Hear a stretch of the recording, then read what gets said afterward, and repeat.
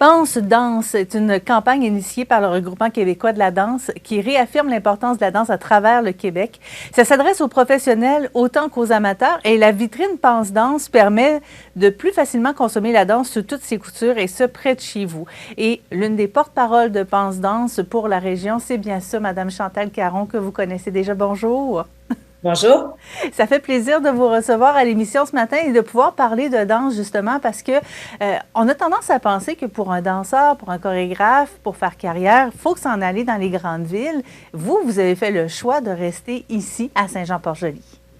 Ben, j'ai surtout fait le choix de revenir en 1986 parce que moi, la danse, ça m'avait terriblement manqué quand moi, je suis native de Saint-Jean-Port-Joli, donc il n'y avait pas nécessairement de cours de danse. J'ai fait toutes sortes j'ai fait des arts martiaux, de la natation, mais ma première passion, c'était la danse. Il a fallu que je parte pour aller étudier, c'est certain, mais le désir d'implanter, de revenir dans ma région, c'était vraiment aussi relié aux gens de la communauté, mais aussi particulièrement au paysage, le fleuve, entre autres, et l'attachement que j'avais à mon territoire. Alors, c'est vraiment le leitmotiv qui a fait que le choix était clair au moment où j'ai eu 26 ans, j'ai décidé de revenir.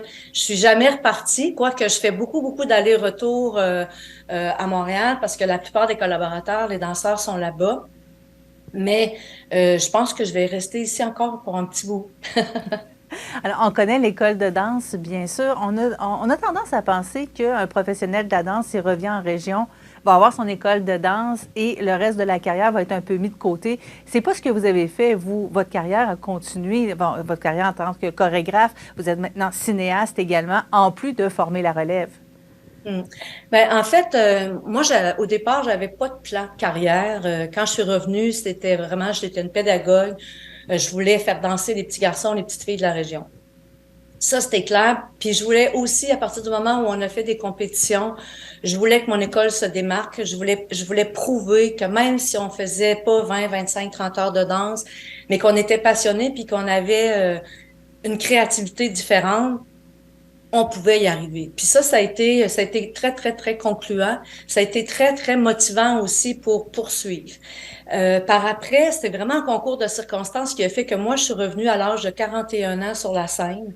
J'ai remplacé une interprète de Québec, Marie-France Rousseau, qui à ce moment-là avait 39 ans et attendait un petit bébé. Et elle voulait pas du tout prendre la chance, risquer de perdre cet enfant-là et elle m'a demandé de la remplacer. J'ai dit non parce que j'étais plus dans l'interprétation, mon corps était plus non plus en forme pour faire ça. Puis j'étais vraiment comme une directrice d'école, j'enseignais puis je dirigeais. Mais il trouvait personne. Puis j'avoue que la troisième fois, j'ai accepté, mais j'ai accepté et j'ai vraiment fait le choix de le faire. J'ai pris 3 entraîneurs différents pour revenir sur la scène. J'avais 41 ans et depuis ce temps-là, il n'y a plus rien qui arrête. J'ai retombé en amour avec l'interprétation. J'ai vraiment aussi actualisé mon désir de devenir chorégraphe pour les professionnels dans le milieu professionnel, dans le milieu de la danse contemporaine en particulier.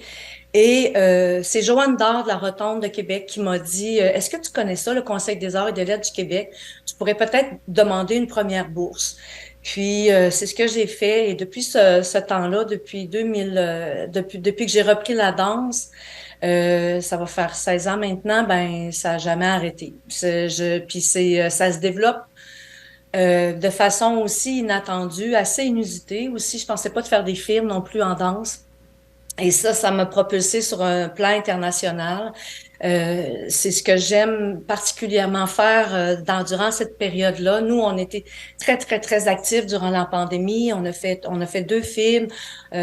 Puis j'aime faire les films chez nous parce qu'on a un territoire exceptionnel.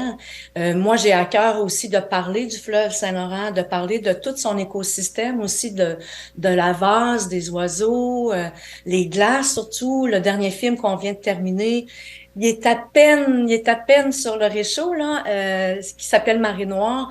On est retourné sur les glaces avec l'équipe de Jean-François Lachance, de Berthier-sur-Mer pour pouvoir faire un autre film sur les glaces, pour pouvoir pousser plus loin. Fait que moi, je dirais que mon territoire, il est comme, il sous-tend et il supporte tout mon travail. Et c'est par lui, dans le fond, que j'existe. Parce que sans ça, se démarquer, que ce soit en région, que ce soit en ville, c'est difficile. Ça demande beaucoup d'efforts, beaucoup d'acharnement, je dirais aussi. Mais moi, je pense que à l'époque, j'ai pris une bonne décision parce que aussi, j'aime l'éducation, j'aime qu'on s'attarde à la jeunesse parce que j'y crois énormément. Sans ça, moi, je pense qu'il n'y a plus rien qui va exister. Mais fondamentalement, c'est le désir de partager ma passion qui me poursuit depuis tant d'années. Et on la sent bien, votre passion, Madame Caron. D'ailleurs, vous permettez à la région de Saint-Jean-Port-du-Joli d'être vue et connue à la grandeur du monde grâce à vos films. On vous en remercie. Il y a ces magnifiques chorégraphies. Et gens de la région, sachez qu'à chaque année ou à peu près, vous avez droit à une de ces chorégraphies sur le bord du fleuve et c'est toujours un moment à vivre, bien sûr. Merci beaucoup, Chantal Caron, d'avoir été avec nous ce matin. C'est tellement un grand plaisir de parler de la danse, parler de ma région. Merci à vous pour l'invitation.